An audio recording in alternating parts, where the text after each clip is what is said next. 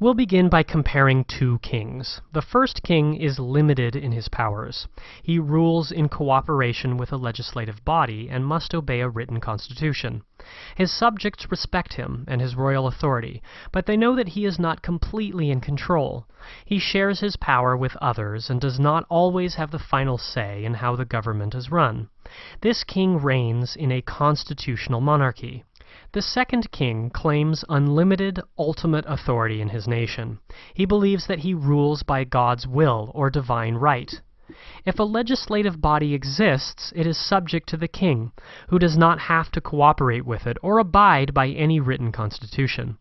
This king demands and receives the power to make laws, tax his subjects, control the government, regulate relations with foreign nations, command the army, and administer justice. He may consult with the country's nobility about certain matters, but he does not have to follow their advice or share his power with them. This king reigns in an absolute monarchy. By the end of the 16th century, France was well on its way to an absolute monarchy. Visions of a united Europe had faded in the religious conflicts following the Protestant Reformation, and the French were tired of violence.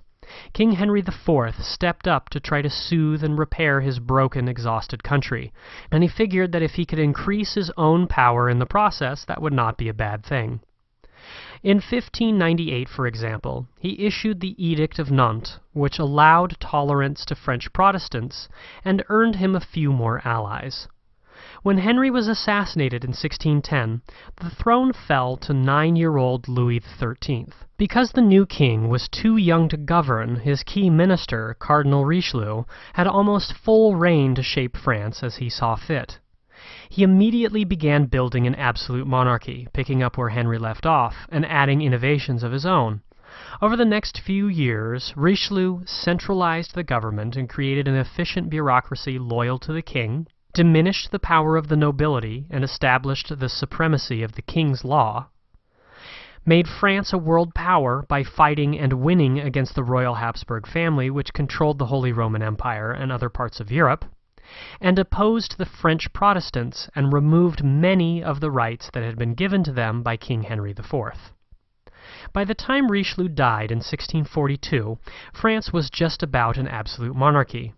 When Louis XIII died the following year, his 5-year-old son, Louis XIV, assumed the throne. The king's new minister, Cardinal Mazarin, continued to follow in Richelieu's strategy, and by the time Louis was ready to rule in his own right in 1661, he was truly an absolute monarch. Louis XIV was determined to reign supreme. He made that very clear when he began his active reign, calling himself the Sun King, who shined his light on France and insisting that he himself was the state personified. This was the manifesto of an absolute monarch, and over the next few years, Louis worked hard to strengthen his position even further. In his reign, France reached the epitome of absolutism.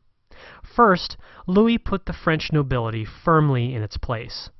Relegating the nobles to ceremonial functions, he refused to consult with them about matters of the state, but he did keep them busy serving him at his grand palace in Versailles. The nobles learned to jump at Louis's every whim, and they followed elaborate rituals as they waited on Louis from the time he woke up until the time he went to bed.